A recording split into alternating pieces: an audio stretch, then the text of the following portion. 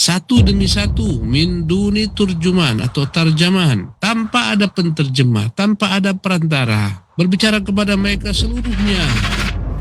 Saksikanlah kajian Islam ilmiah di Roja TV dan Radio Roja.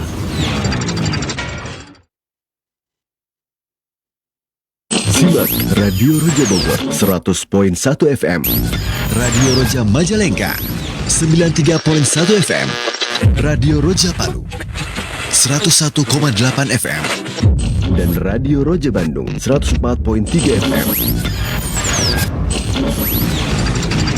Menebar cahaya sunnah.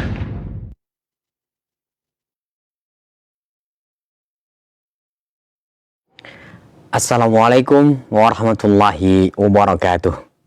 Alhamdulillahi rabbil alamin, wassalatu wassalamu ala asrafil anbiya'i wal mursalin, wa ala alihi wa ashabihi wa man tabi'ahum bi ihsanin ila yaumiddin, amma ba'd. Ikhwatal Islam rahimani wa rahimakumullah, sahabat Roja, pemerhati Roja dimanapun saat ini Anda bisa menyimak siaran kami. Kita memuji seraya bersyukur kepada Allah atas segala nikmat serta karunia yang telah Allah limpahkan pada kita semuanya, sehingga pada kesempatan pagi hari ini kami kembali hadir ke layar kaca dan ruang dengar Anda guna menghadirkan pembahasan dari kitab Bahjatu Qulubil Abrar yang secara langsung akan diasuh oleh guru kita Ustadz Abu Fairuz Ahmad Ridwan LCMA Hafidhullah Ta'ala. Secara langsung kajian ini kami hadirkan dari studio mini di kota Batam. Dan menurut informasi yang telah kami terima dari rekan kami yang ada di kota Batam, insya Allah kita akan masuk pada pembahasan hadis ke-97 berkaitan dengan 3 hal yang wajib dijauhkan dari hati seorang muslim. Seperti apa? Dan bagaimana ulasan serta pembahasannya kita akan simak kurang lebih 1 jam ke depan. Dan kami ingatkan untuk Anda yang bertanya seputar pembahasan ini, silahkan di layanan nomor berikut ini 021 823 6543. Anda bisa menghubungi kami via telepon secara langsung atau mengirimkan melalui pesan singkat WhatsApp. Selanjutnya kepada Ustaz kami persilakan, falyatafadhal maskuran ya Ustaz. Bismillahirrahmanirrahim. Alhamdulillahirabbil alamin. Wal 'aqibatu lil muttaqin fala 'udwana illa 'alal zalimin. Asyhadu an la ilaha illallah wahdahu la syarika lah, al-malikul haqqul mubin, wa asyhadu anna Muhammadan abduhu wa rasuluhu as-sadiqul wa'dil amin. Amma ba'du, rabbi shrah li sadri wa yassir li amri wahlul 'uqdatam min lisani yafqahu qawli. Rabbi zidni ilma warzuqni fahma wa 'amalan mutaqabbala. Allahumma ya hayyu ya qayyum bi rahmatika nastaghith wa aslih sya'nana kullah wa la takilna ila anfusina tarfata 'ain. Para pemerhati Roja, para pendengar Radio Roja, manapun Anda berada, alhamdulillah senang sekali pada pagi hari ini kembali dengan taufik Allah semata, dengan inayah dan hidayahnya Allah mudahkan kita berjumpa bersua dalam kajian kitab Bahjatu Qulubil Abrar, hadis-hadis yang akan membuat berbahagia, tentram, lapangnya jiwa hamba-hamba yang baik-baik dari kaum mukminin. Dan ini adalah buah karya yang ditulis oleh Al-Imam Abdurrahman bin Nasir Sa'di rahimahullah.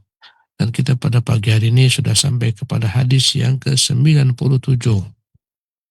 Berkata Syekh Abdurrahman bin Nasir Sa'di rahimahullah, an Anas bin Malik radhiyallahu anhu, dari Anas bin Malik semoga Allah meridhoinya, dia bersabda, qala Rasulullah sallallahu alaihi wasallam, bersabda Rasulullah sallallahu alaihi wasallam, salathun la yughallu alaihinna qalbu muslim.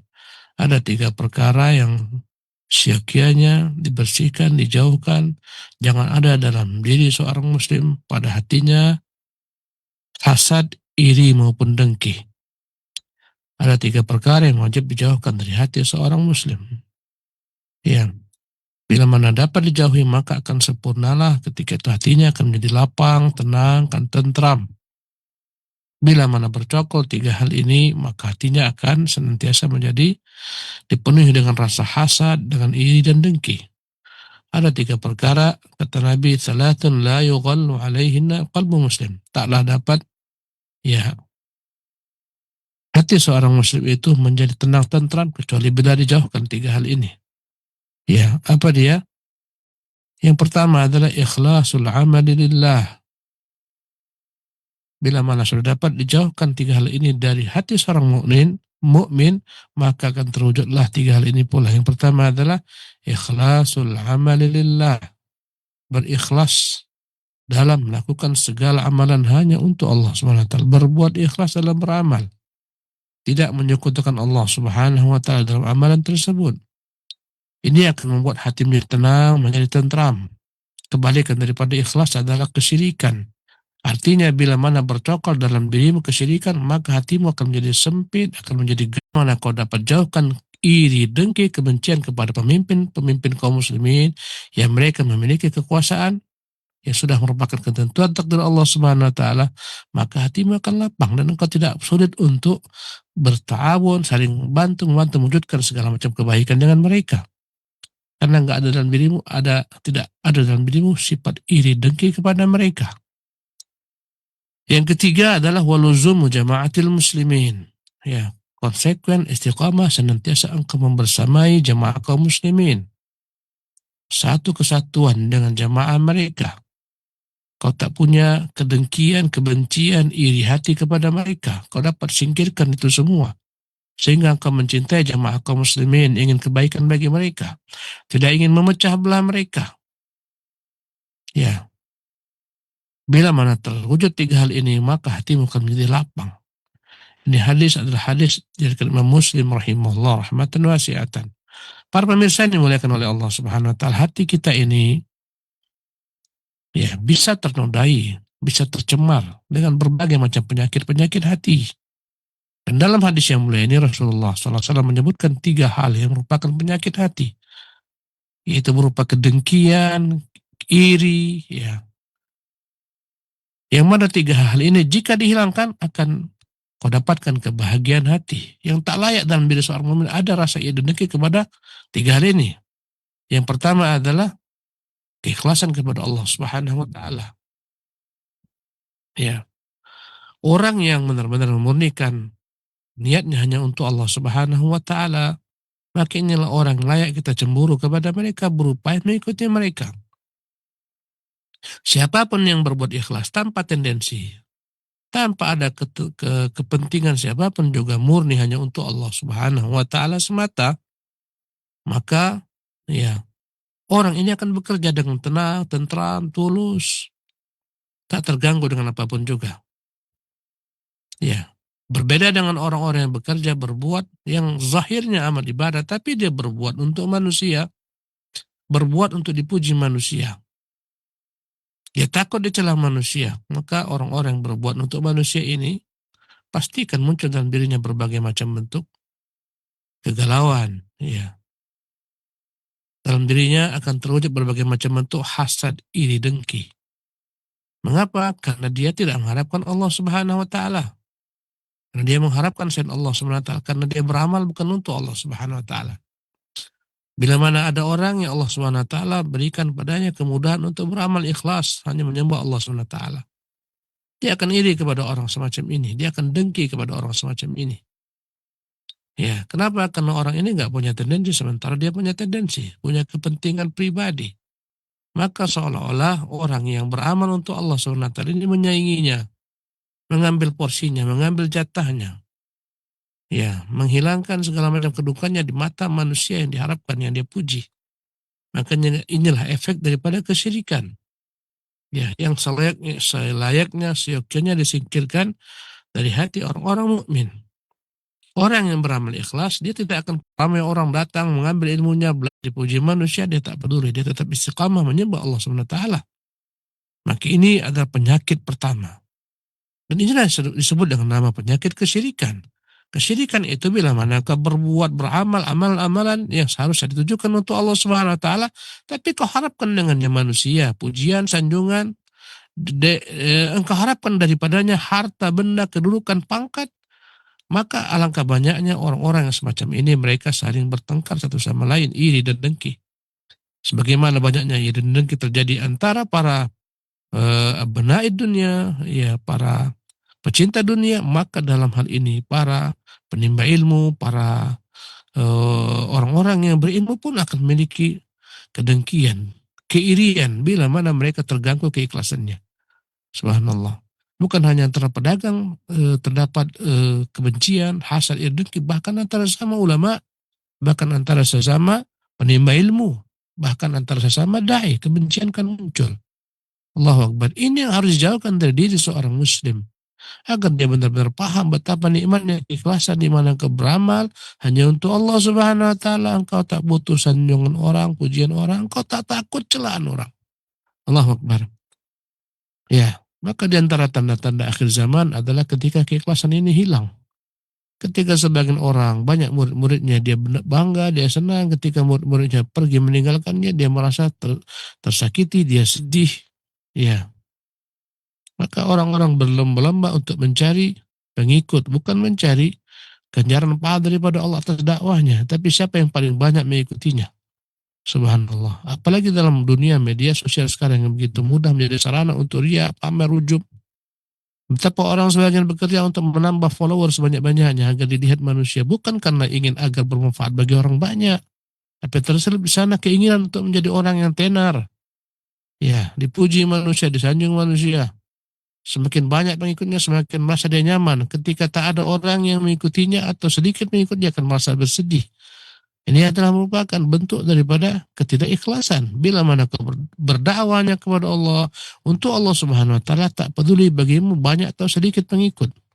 Karena itulah tak usah heran bila kita dapati orang-orang yang alim, ulama besar, masyayikh kita, terkadang kalau kita lihat sedikit pengikutnya dibandingkan sebagian daripada orang-orang yang mereka, subhanallah, al-asagir, orang-orang yang junior tapi banyak pengikutnya.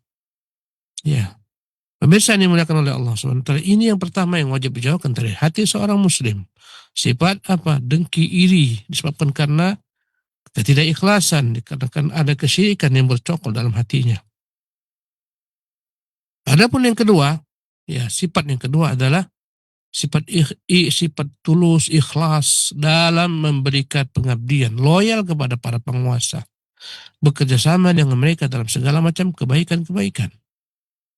Ya, karena tanpa kekuasaan, tanpa penguasa akan caos suatu negeri kepada para pemimpin, di mana Allah telah mengatakan dalam bentuk perintah, wa atiullaha wa atiur rasula wa ulil amri minkum, taatilah Allah, taatilah Rasulnya dan para pemimpin kalian.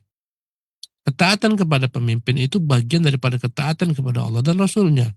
Karena yakni kebencian yang dibangun kepada pemimpin yang membuat masyarakat kehilangan kepercayaan, bahkan membuat pemberontakan, membuat masyarakat terbelah-belah, ini akan mendatangkan segala macam bentuk keburukan. Subhanallah.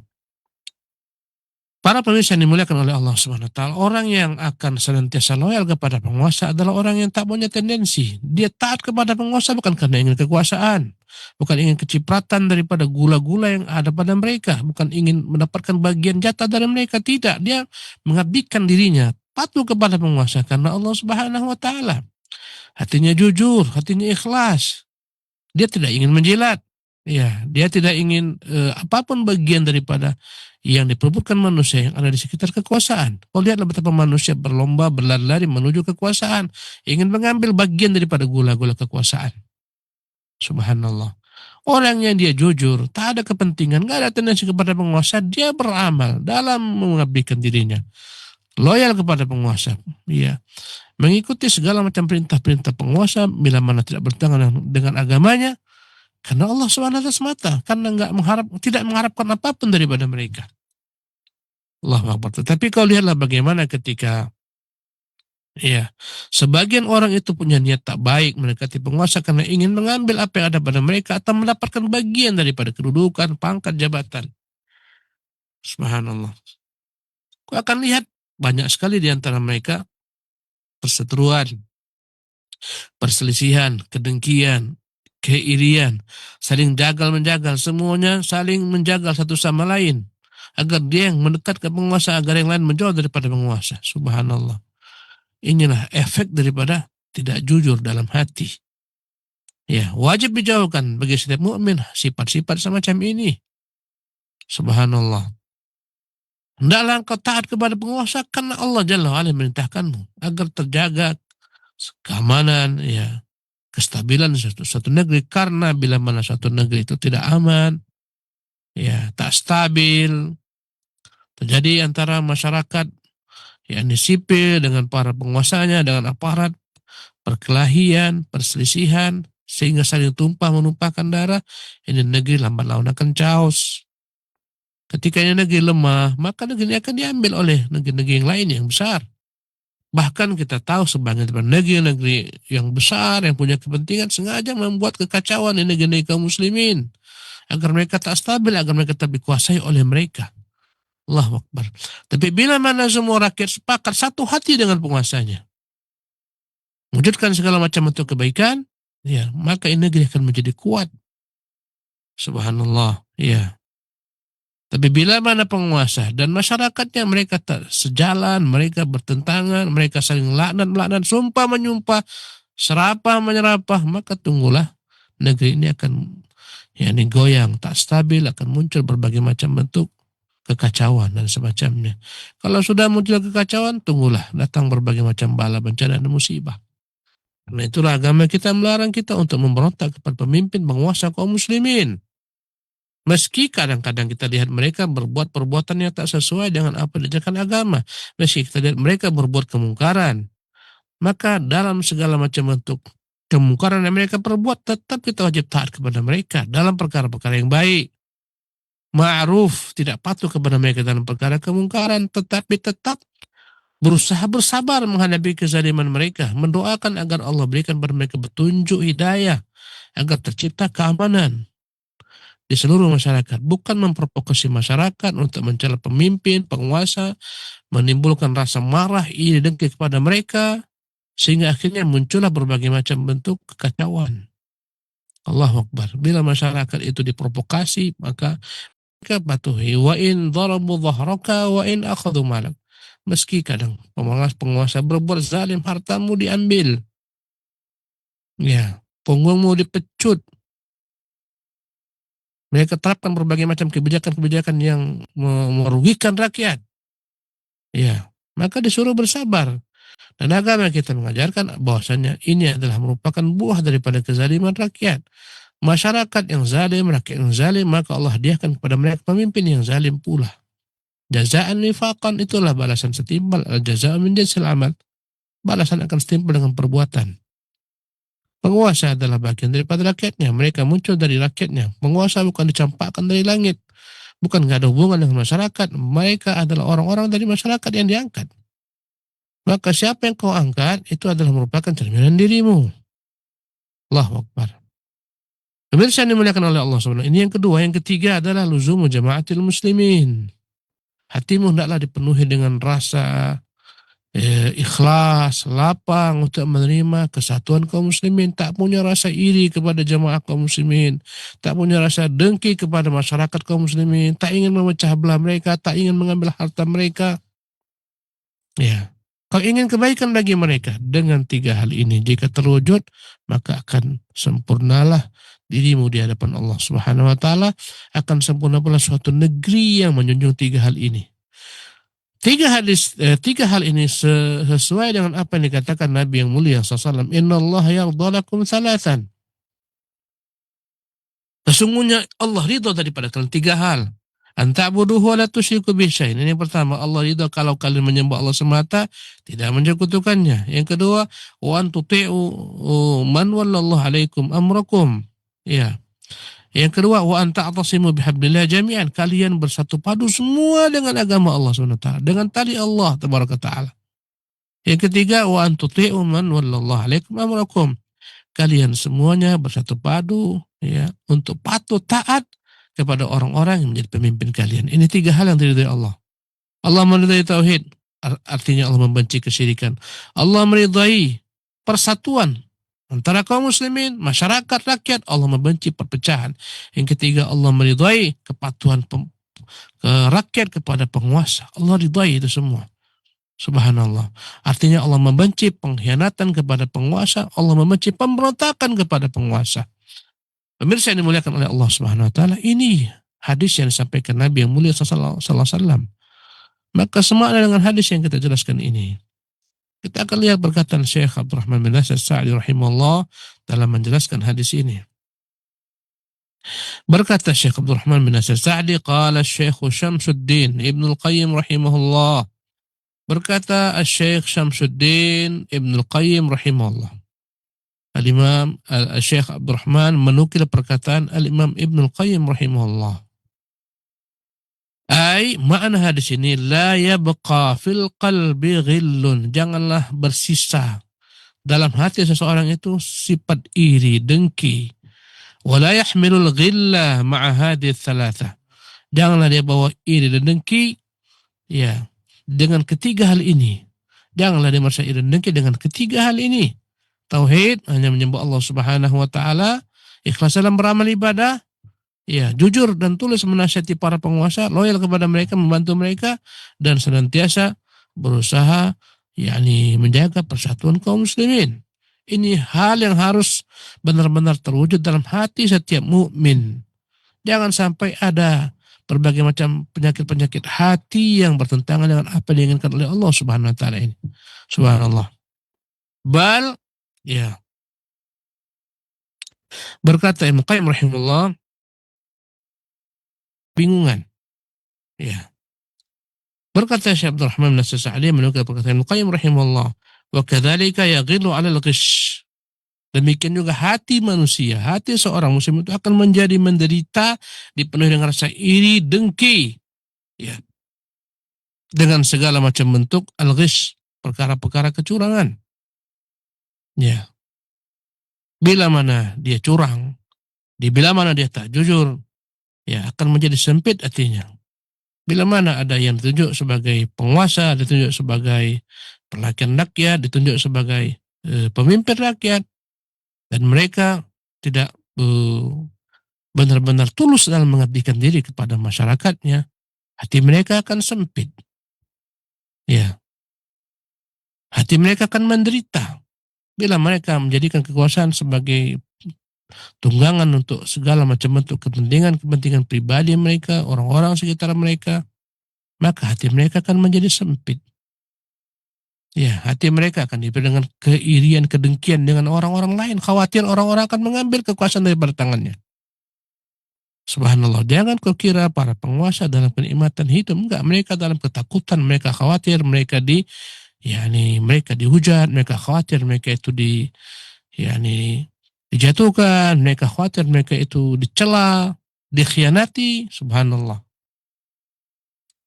Itu bila mana sang pemimpin, sang penguasa atau orang-orang yang memiliki kebijakan ini tidak tulus mengabdikan dirinya kepada masyarakat, hanya sekedar untuk mendapatkan segala macam bentuk kepentingan bagi dirinya, bagi orang-orang sekitar yang mendukungnya. Allahu Akbar. Dan biasanya orang-orang semacam ini, masyarakat akan tak suka juga kepada mereka. Masyarakat juga akan memiliki rasa iri kepada mereka, merasa dengki kepada mereka. Maka terjadilah saling menghujat, melaknat. Dan sebaik-baik umat ini adalah umat yang mana penguasanya mendoakan kebaikan bagi rakyatnya, rakyatnya pun mendoakan kebaikan bagi penguasanya. Dan seburuk-buruk masyarakat adalah masyarakat yang menyumpah serapah melaknat penguasanya, penguasanya pun melaknat menyumpah serapah masyarakatnya. Ini negara yang paling parah, ini negeri yang paling parah. Ini negeri yang akan berujung pada kehancuran. Subhanallah. Berkata Ibnu Qayyim rahimahullah, wa ala khurujihi an jama'atil muslimin bil bid'ah wad dhalal. Hati akan menjadi sempit, hati akan menjadi dipenuhi dengan segala macam bentuk sifat-sifat iri, dengki ketika dia keluar memberontak daripada kesatuan kaum muslimin. Maka segala macam bentuk pemberontakan itu sebenarnya menunjukkan hati mereka yang sempit, betapa kuatnya rasa iri dan dengki mereka.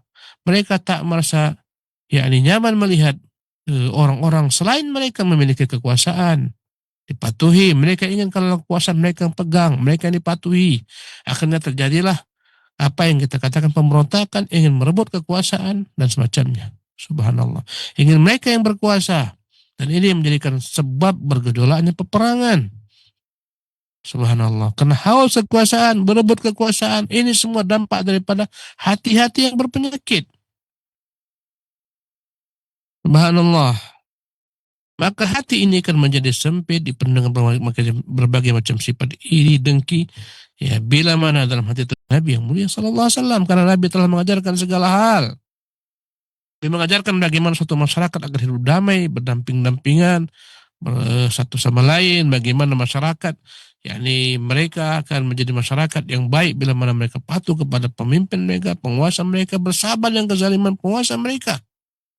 Kata Nabi, fa inna alaihi ma hummil wa alaikum ma hummiltum. Penguasa yang zalim itu akan kembali kepada dia nanti kezalimannya. Tapi negeri tanpa penguasa, chaos. Kepada orang banyak akan datang musibah. Subhanallah. Berkata Syekh Abdul Rahman, ay faman akhlasa a'malahu kullaha lillah. Siapa yang benar-benar memurnikan semua amalannya untuk Allah semata. Gak ada di sana bagian tendensi apapun untuk dirinya, untuk dunianya, untuk orang-orang sekitarnya, ya, para pengikutnya. Gak ada. Faman akhlasa a'malahu kullaha lillah wa nasaha fi umurih. Barang siapa yang jujur tulus dalam segala macam urusannya, kulliha, segalanya, li ibadillah, murni dia lakukan untuk kebaikan hamba-hamba Allah Subhanahu wa taala.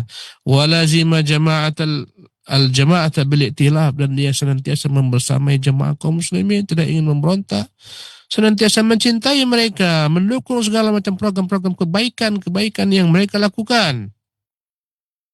Wa adamil ikhtilaf, wa lazima al jama'ata bil i'tilaf wa adam al ikhtilaf. Tak ingin melakukan segala macam tindakan memecah belah masyarakat kaum muslimin. Wasara qalbuhu safiyan naqiyan, dengan itulah hatinya akan menjadi tulus, akan menjadi jujur, hatinya akan menjadi bersih, akan menjadi lapang.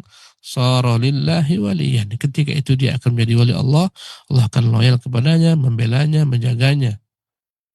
Wa man kana bi khilafi dzalik, barang siapa yang tak seperti itu kondisinya, imtala'a qalbuhu min kulli afatin wa syarr, maka hatinya akan dipenuhi dengan segala macam bentuk keburukan, segala macam bentuk perangai-perangai rendah, akhlak yang rendah. Wallahu a'lam. Pemirsa yang dimuliakan oleh Allah Subhanahu wa taala, inilah kiranya kajian kita pada kesempatan pagi yang penuh keberkahan ini. Semoga Allah menjadikan hati kita benar-benar tulus, murni, ikhlas, mengabdikan diri kita kepada Allah, beramal hanya untuk Allah Subhanahu wa taala, tak punya rasa iri dengki kepada jemaah kaum muslimin maupun pemimpin-pemimpin mereka. Berusaha untuk tetap menjaga persatuan, membangun loyalitas kepada para penguasa kita, tolong menolong dengan mereka dalam mewujudkan perkara-perkara kebaikan.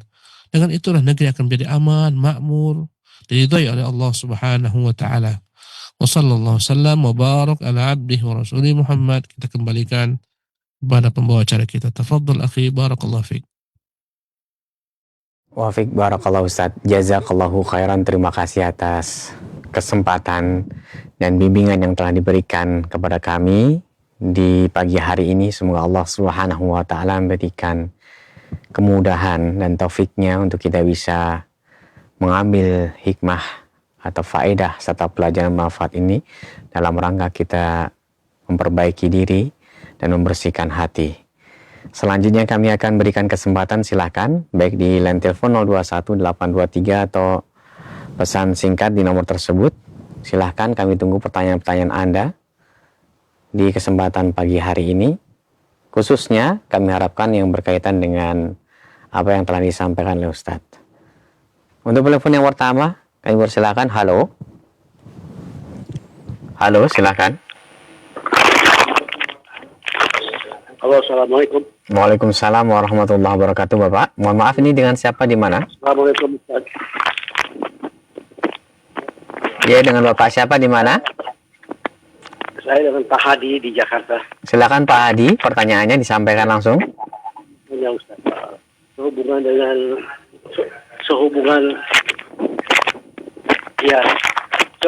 dengan adanya ukhuwah Islamiyah yang dianjurkan oleh Ustaz di antara kita dalam satu negara.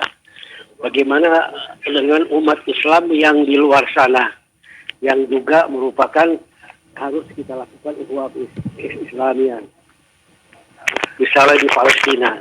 Sampai sejauh manakah para umat Islam di Indonesia ini sudah melaksanakan kontribusi yang efektif dalam membantu rakyat Palestina. Karena itu adalah wujud daripada ukhuwah Islamiyah, terutama umat Islam di Indonesia, Ustaz. Terima kasih. Assalamualaikum warahmatullahi wabarakatuh. Waalaikumsalam warahmatullahi wabarakatuh. Bisa disimak Ustaz dan dipahami? Iya. Silakan. Insyaallah. Bismillah, walhamdulillah, wassalatu wassalamu ala rasulillah, wala hawla wala quwata illa billah. Ma ba'du, para pemirsa Roja TV dimanapun Anda berada dan para pendengar Radio Roja dimanapun Anda berada. Kaum muslimin itu adalah merupakan satu kesatuan, mereka satu tubuh. Ya, bila mana ada sebagian anggota kaum muslimin yang tersakiti, kita akan tersakiti, hati kita juga perih. Ya, sebagaimana Nabi mengatakan al-mu'minu lil mu'mini kal bunyan. Orang beriman itu dengan yang lain bagaikan bangunan, ya suddu ba'duhum ba'dha. Mereka saling kuat menguatkan, dukung mendukung, bantu membantu. Berkata Nabi kita yang mulia, mathalul mu'minina fi tawadihim wa ta'atufihim wa tarahumihim. Perumpamaan sesama kaum muslimin dalam hal mereka berkasih sayang, saling lembut satu sama lain, bantu satu sama lain. Kamathalil jasadil wahidi, bagaikan perumpamaan satu tubuh. Idza ishtaka minhu udhun tada'a lahu sairul jasadi bis-sahri wal humma. Bila mana satu bagian tubuh tersakiti, maka akan ikut pula tersakiti seluruh tubuh lain. Sehingga semuanya harus sama-sama mereka merasakan demam, mereka harus begadang semalaman. Bila mana yang sakit gigimu satu saja, satu gigi yang sakit, gerahammu misalnya, itu tidak hanya gigi yang sakit, sampai kepada seluruh tubuhmu akan merasakan. Kepalamu menjadi pusing, telingamu tak nyaman mendengar apapun, sehingga kau gampang marah dan seterusnya. Semua tersakiti. Semalaman engkau begadang, hanya gara-gara satu gigi. Itu perumpamaan yang sempurna diumpamakan Nabi yang mulia SAW. Maka bila mana ada tersakiti saudara kita, dimanapun mereka berada, di negeri manapun mereka berada, kita tersakiti. Kadang-kadang kita tak tahan melihat bagaimana kezaliman kaum Zionis terhadap mereka. Bagaimana kezaliman Yahudi terhadap mereka. Kaum muslimin di Gaza. Bahkan bukan hanya Yahudi, bahkan dunia pun mereka bungkam. Subhanallah. Ya. Terhadap genosida yang terdapat di sana. Bagaimana anak kecil, orang tua, semua dibantai, wanita yang tak bersalah. Mereka mengungsi, mereka dalam keadaan diblokir dari segala macam penjuru. Ya, bantuan-bantuan kemanusiaan dihalangi. Siapa yang tidak sedih dengan kondisi demikian? Subhanallah. Bahkan kalau kita perhatikan, begitu kejamnya Zionis sehingga manusia pun benar-benar memunculkan sifat-sifat kemanusiaannya. Kita melihat dukungan sebagian besar orang-orang yang mereka juga bukan daripada golongan kita, bukan kaum muslimin, orang muslim, mereka juga merasa kemanusiaan mereka tersentuh. Bagaimana dunia semacam ini, negara-negara besar semua mendukung kezaliman. Allahu Akbar. Sehingga mereka membuat berbagai macam gerakan-gerakan, tindakan-tindakan. Ini menunjukkan bahwasanya masih ada kebaikan di hati manusia. Masih ada sifat-sifat kemanusiaan mereka.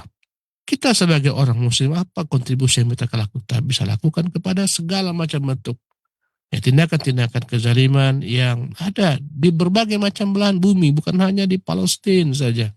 Di mana-mana, subhanallah, dimanapun mereka terzalimi kelompok minoritas, maka yang pertama kita dari sisi keyakinan, itikad, bahwasanya kita merasa bersedih dengan apa yang mereka rasakan, kita pun merasakan hal yang sama dengan apa yang mereka rasakan. Karena mereka saudara-saudara kita.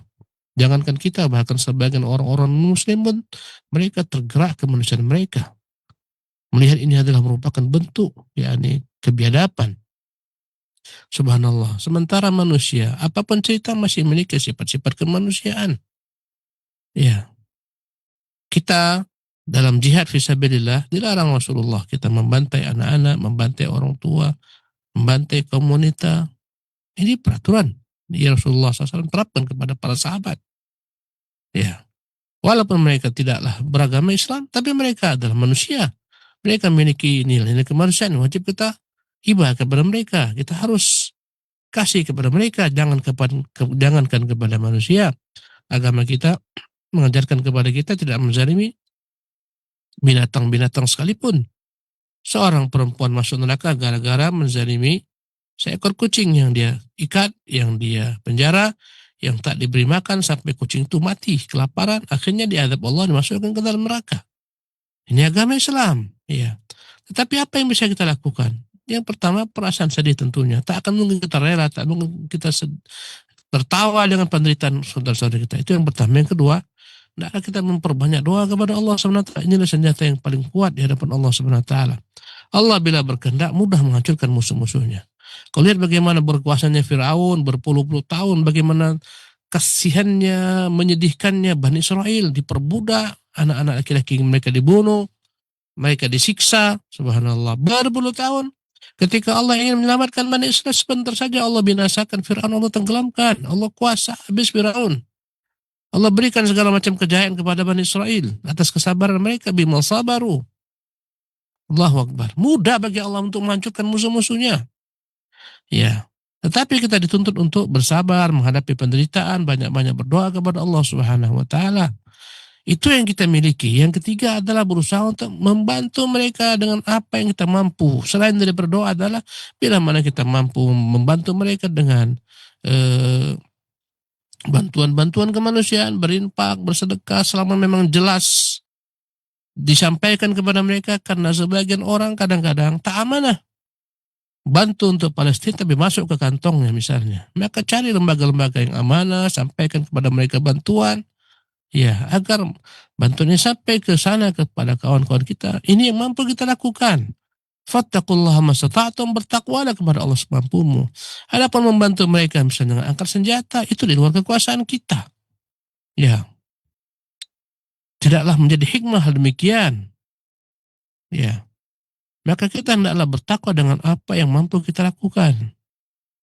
Dan kita lihat bagaimana upaya negara-negara kaum muslimin, negara-negara, bahkan negara-negara dunia bagaimana menciptakan perdamaian dan semacamnya, senjata-senjata, dan kita sudah melihat hal-hal yang menyenangkan kita belakangan ini. Ya. Semoga negeri Palestina menjadi negeri yang merdeka, berdaulat. Yang sebenarnya negeri kaum muslimin, bukan hanya milik mereka. Seharusnya dipertahankan oleh seluruh kaum muslimin, tapi begitulah ketentuan takdir Allah Subhanahu wa taala. Wallahu taala alam. Baik, Ustaz, terima kasih atas nasihat dan jawabannya. Kami sangat senang sekali mendengar apa yang telah disampaikan. Semoga menjadi tambahan ilmu untuk kita semuanya dan penanya khususnya. Berikut ini kami hadirkan kembali untuk penanya dari pesan singkat untuk selanjutnya. Dari hamba Allah di Cikarang, izin bertanya Ustadz. Saya ini memiliki dua anak lelaki, satu umur 17 dan 15 tahun. Mereka tidak mau bertemu dengan kakeknya karena mereka merasa sakit hati atau kesal atau kecewa dengan kakeknya karena kakeknya dari bapak ini, kan suami saya udah meninggal dari bapak, semenjak semenjak ibu mertua meninggal dan bapak menikah lagi, lebih perhatian pada anak dan cucu dari nenek sambungnya. Anak-anak melihat itu dan tanah kami pun tiap panen sudah tak diberikan lagi. Hingga anak-anak bilang kalau kakeknya mengambil hak orang lain. Bagaimana kami menasihati agar anak-anak kami ini bisa memperbaiki hatinya, memperbaiki diri, dan tidak berburuk sangka pada kakeknya. Padahal anak-anak sekarang di pondok. Silakan Ustaz. Bismillah, alhamdulillah, wassalatu wassalamu ala rasulillah, wala hawla wala quwata illa billah, amma ba'du. Para pemirsa ini dimuliakan oleh Allah Subhanahu wa taala, pemerhati roja, para pendengar roja, hidup ini adalah merupakan ujian. Setiap orang akan diuji Allah dengan berbagai macam warna-warna ujian. Meski berbeda-beda warnanya, tapi semua sama, semua diuji.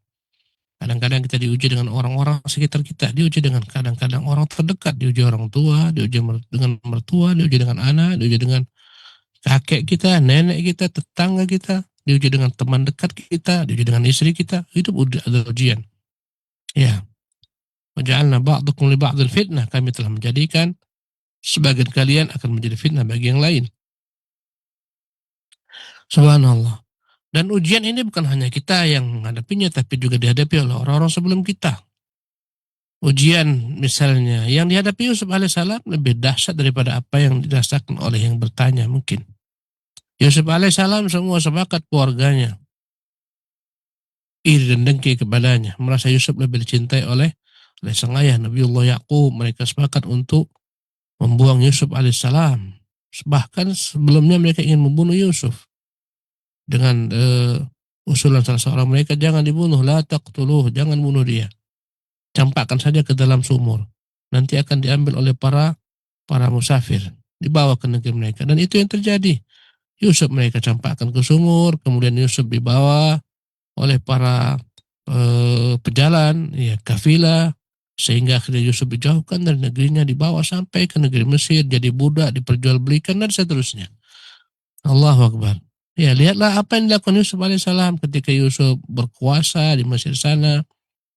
Di tangannya lah hitam dan putih terhadap apa yang ingin dilakukan kepada keluarganya yang dahulu menzaliminya. Tapi Yusuf alaihissalam ketika mengatakan kepada mereka, ana Yusufu hadza akhi, qad manallahu alaina, aku Yusuf dan ini saudaraku Bunyamin, Allah telah beri kepada kami kenikmatan.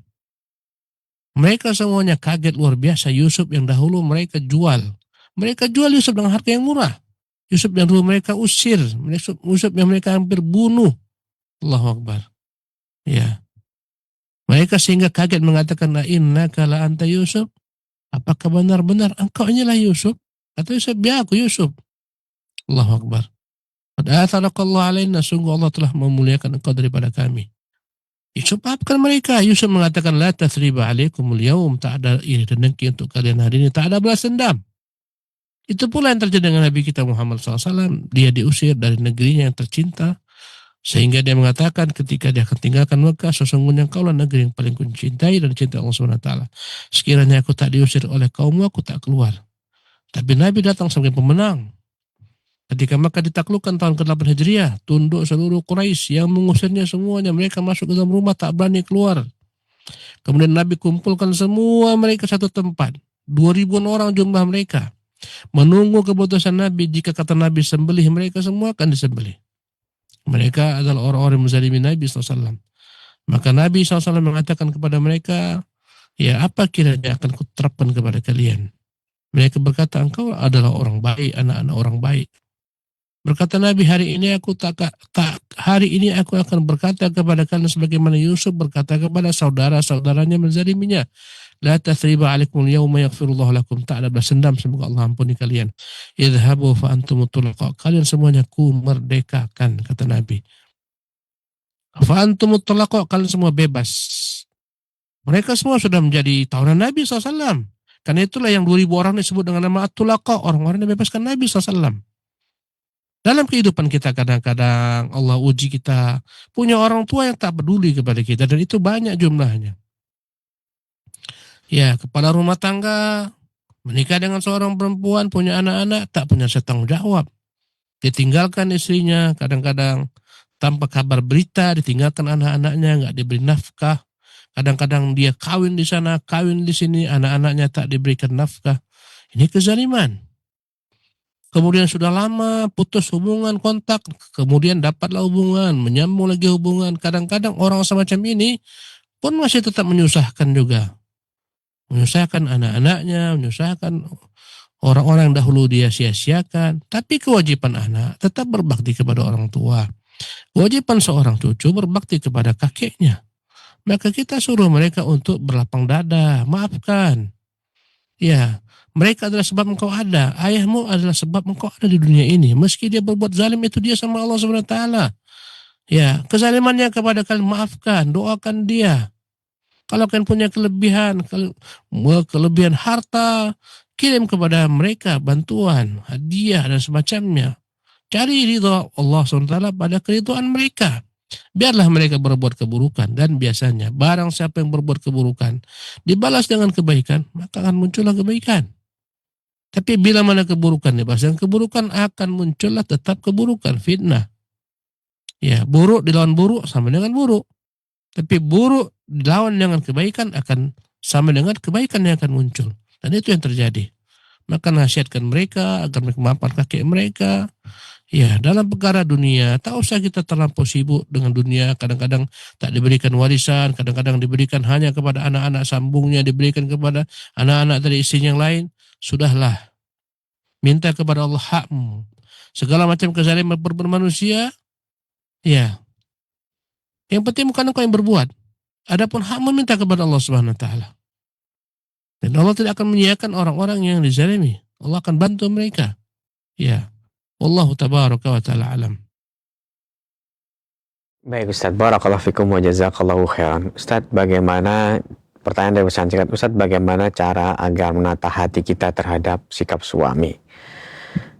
Izin bertanya, apakah suami ini perlu berdiskusi dengan istri atau anaknya ketika dia memberi uang kepada orang lain atau meminjamkan uang kepada orang lain, di mana keuangan suami pun pas-pasan untuk kebutuhan sehari-hari, untuk mencicil hutang, dan belum lagi untuk masuk sekolah anak tahun depan yang biayanya belum ada. Dan kami pun sedang program hamil lagi. Jazakumullahu khairan. Ustaz, silahkan. Bismillah, walhamdulillah, wassalatu wassalamu ala rasulillah, wa la hawla wa la quwata illa billah, wa ba'd. Nabi kita yang mulia bersabda, kafa bil mar'i ithman an yudayya man yaqut. Cukuplah seseorang itu akan dianggap berdosa bila mana dia menyia-nyiakan orang-orang yang wajib dia beri nafkah. Ya.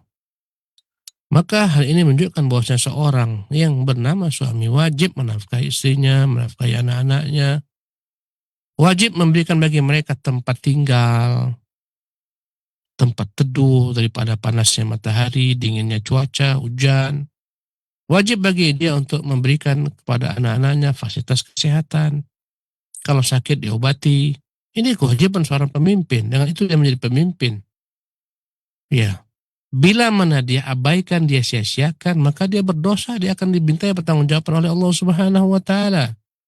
Kullukum ra'in wa kullukum mas'ulun an ra'iyatihi. Setiap pemimpin dan setiap pemimpin akan dimintai pertanggungjawaban tentang apa yang dia pimpin. Ya.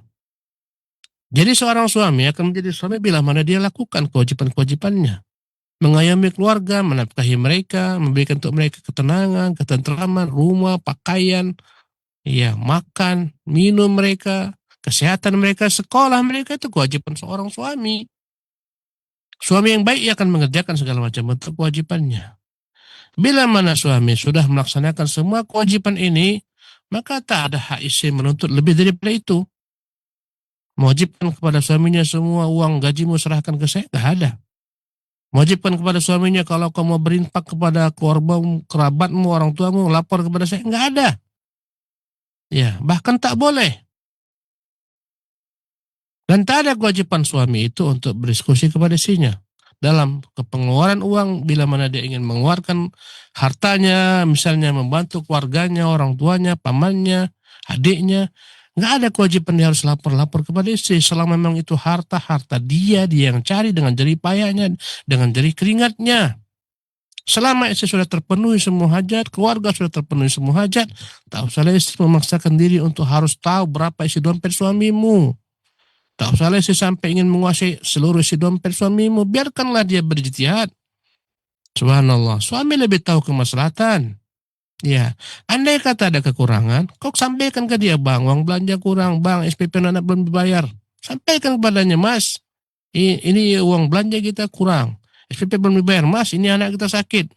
Kau hanya laporkan. Adapun keuangan, tak harus kau paham semuanya, harus tahu berapa isi dompet suamimu, kemana dia transfer, nggak perlu tahu.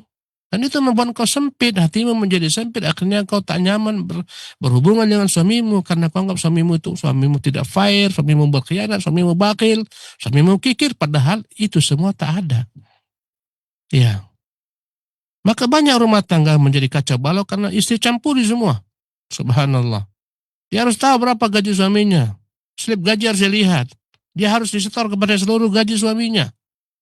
Sampai-sampai suami mau, subhanallah, kadang-kadang untuk hal-hal sederhana sepele pun suami harus minta kepada istrinya. Ya, perkara-perkara sepele.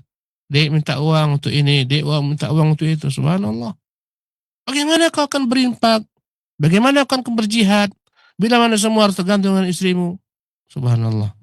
Dan istri wajib bersyukur, berbangga. Wajib mendukung bila mana suami berbakti kepada orang tuanya, kepada kerabatnya. Wajib. Dan jangan menuntut lebih daripada itu. Sebagian istri mewajibkan suaminya, dia yang mewajibkan, bukan Allah. Berapa yang kau berikan kepada orang tuamu, berikan kepada orang tuaku. Ya subhanallah, nggak ada kewajiban suamimu menafkahi orang tua wanita, nggak ada. Kewajiban nggak ada, dari sisi kewajiban nggak ada agama mewajibkan demikian. Orang tuamu kewajiban para anak-anaknya yang laki-laki dan kerabat yang laki-laki, bukan kewajiban suamimu. Tapi bila mana suami tetap mencari keridhaan istrinya, ingin dicintai istrinya, suami tetap menafkahi keluarga istrinya, itu bagian daripada kebaikan, ihsan, bukan suatu kewajiban. Kau harus bedakan. Karena itulah pandai-pandai dalam merayu suami, bagaimana supaya dia bisa membantu keluargamu, bukan dengan kewajiban seolah-olah engkau di atas dia, engkau yang menguasainya. Jangan. Semakin perempuan ingin menguasai suami, segala-galanya, maka akan semakin sempit hatinya. Dan suami pun akan semakin tak nyaman. Ketika itu tak nyaman, ya, sempit masing-masing hati, ini rumah tangga nggak sehat, tinggal nunggu perangnya saja. Tinggal nunggu gendangnya saja untuk pecah perang. Tinggal nunggu gendangnya untuk nunggu kehancuran. Allahu Akbar. Karena itulah pulangkan kepada agama. Pahami apa hak suami, apa hak istri, kewajiban suami, kewajiban istri. Di luar daripada itu bukan lagi kewajiban, dan bukan hak-hak, jangan dituntut. Wallahu tabaraka wa ta'ala alam. Barakallahu fikum, jazakallahu khairan. Nampaknya pertanyaan tadi merupakan pertanyaan terakhir di pertemuan kita. Sebelum kami akhiri, mohon Ustadz memberikan ihtitam. Fadhal Ustadz. Salatu wassalamu ala rasulillah wa la hawla wa la quwata illa billah ma ba'du. Para pemirsa yang dimuliakan oleh Allah Subhanahu wa taala, sterilkanlah hati kamu daripada segala macam bentuk sifat-sifat iri, sifat-sifat dengki, segala macam bentuk keburukan. Buatlah hatimu selalu nyaman, tenang, tentram, lapang, luas. Bagaimana jalannya? Ikuti agama Allah SWT. Dalam bab ibadah, murnikan beramal ibadah, beraktivitas, berbuat hanya untuk Allah SWT. Dalam hubungan sosialmu kepada pemimpinmu, hendaklah engkau senantiasa loyal kepada mereka. Dalam ketaatan kepada Allah SWT. Tidak iri, tidak dengki, tidak ingin mengambil kekuasaan daripada mereka, tidak memprovokasi masyarakat, akan membenci mereka, memberontak kepada mereka. Ya, murnikan hatimu daripada kebencian kepada mereka, dan murnikan pula hatimu daripada kebencian iri dengki kepada jemaah kaum muslimin, kepada masyarakat kaum muslimin, kepada masyarakat di negerimu. Inginkan untuk mereka kebaikan, bersama-sama mereka dalam mewujudkan segala macam bentuk kebaikan. Dengan itu sajalah hatimu akan menjadi lapang, damai, tentram, akan terwujud segala macam kemaslahatan. Demikian kajian kita, semoga bermanfaat.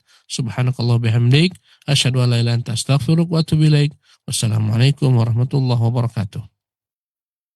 Waalaikumsalam warahmatullahi wabarakatuh. Jazakallahu khairan wa barakallahu fikum. Terima kasih kepada Ustadz Abu Fairuz Ahmad Ridwan LC MA Hafidhullah Ta'ala yang telah berkenan untuk meluangkan waktunya di tengah-tengah kesibukan beliau di dalam mengajar dan berdakwah, kembali menyampaikan dari pembahasan atau program kajian ilmiah dari kitab Bahjatul Qulubil Abrar. Semoga apa yang telah disampaikan dapat kita ambil faedahnya dan kita amalkan dalam rangka memperbaiki hati dan meningkatkan ketakwaan kita kepada Allah Subhanahu wa taala. Jazakumullahu khairan atas kebersamaan antum semuanya di kesempatan pagi hari ini. Kami yang bertugas mohon pamit undur diri. Subhanakallahumma bihamdika asyhadu an la ilaha illa anta astaghfiruka wa atubu ilaik. Wassalamualaikum warahmatullahi wabarakatuh.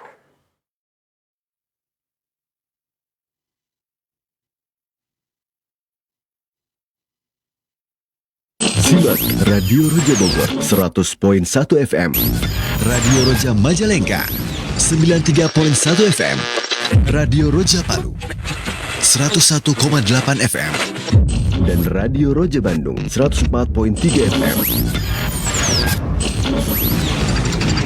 Menebar cahaya sunnah.